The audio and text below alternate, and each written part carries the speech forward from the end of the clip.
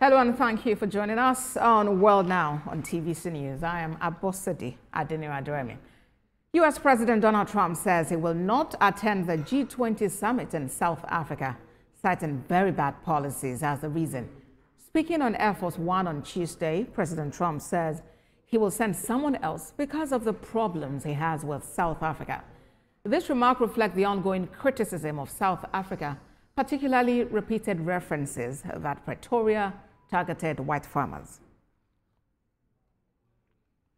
I look forward to the meeting too, but I would say before the end of the year. I mean, just to go full circle. So we had a very good meeting today. If you would have asked me the question yesterday, no, it wasn't looking too good, I would have said, maybe I might have said nothing, but I might have also said it wasn't going too good. I just heard from Scott that the meeting went very well today with China. Now, Donald Trump also said a trade deal with India is yet to be finalized and warned of possible higher tariffs ahead of an August 1st deadline to seal an agreement. His comments followed reports that India was preparing to accept higher tariffs on 20 to 25% on its exports to the U.S. in the absence of a trade deal, as it holds off on offering fresh concessions ahead of Friday's deadline. While aboard Air Force One, President Trump told reporters, quote, India has been a good friend, adding that it would come to an end, end quote. And had a very good meeting with China, and it seems that, I mean, they're going to brief me tomorrow. We'll either approve it or not, but he felt very good about the meeting. Better than he felt yesterday. Yesterday I said, ooh, here we go again. Here we go again, but today it worked out very well. And I think the result is probably good. India's been a good friend, but India has charged basically more tariffs than almost any other country. You know that, right? Over the years. But now I'm in charge, and you just can't do that. I think the trade deals are working out very well, hopefully for everybody, but for the United States, they're very, very good. It's treated us wrong. I mean, you know, when I get treated unfairly, I do things about it. So we'll see what happens.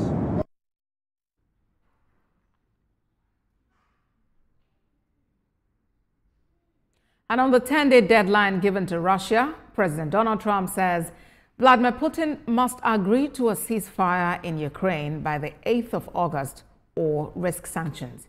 President Trump in July set a 50-day deadline for the agreement with Ukraine, threatening tariffs if a deal was not made. On Monday, during his meeting with UK Prime Minister Keir Starmer, he said he was shortening this deadline to 10 or 12 days. Aboard Air Force One on his way back to the United States, the U.S. president said the clock was ticking and it was 9 days from today. 10 days from today.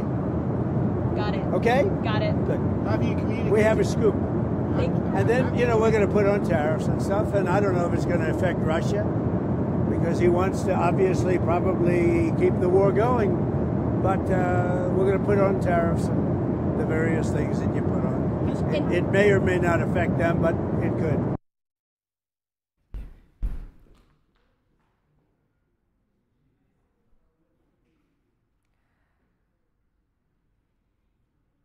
Denis Girak, who is senior fellow the Potomac Foundation, joins me now from Kiev for more on this. Good to have you join us, Mr. Girak. From 50 days, President Trump now says the clock is ticking and Russia has only 9 days to agree to a ceasefire. How did you personally receive that announcement?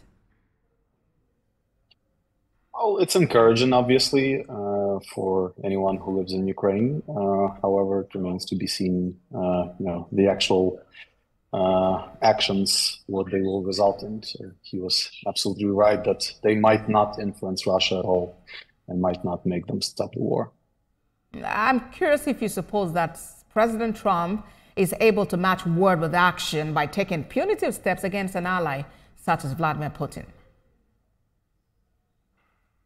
Well, it's interesting that you say that Putin is Trump's ally as of now. We tend to believe that's not the case still.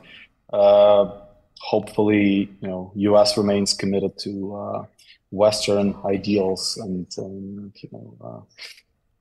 democracy and on the rule of international law. But again, there has been too much talk, not enough action. So Ukraine is continuing fighting regardless.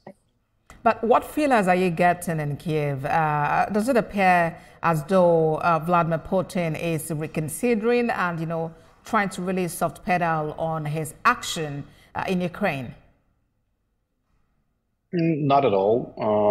The bombings continue every night in various Ukrainian cities, so we don't see any progress in this. But then, in all of this, what's the position of Ukraine? Because for long it was said that it appeared as though the Ukrainian president is the one who is standing in the way of a peace deal. Well, I think it's misconception and misinformation. Ukraine hasn't been the reason for this war in the first place. So we are the ones who would want it to stop the most. And as it stands now, talk to me about life in Kiev. You are in Kiev. Talk to us about the everyday experiences of residents of Ukraine. Well, we have an air raid going on right now, but I'm sitting in my office, and because I need to work, because my work is connected with the war effort, and so as of many people in Ukraine. So, the war is happening, and we feel it every day. All right, then. Thank you very much for sharing your story with us. Senior Fellow at the Potomac Foundation, Dennis Girak, thank you for talking to us on World Now. Thank you.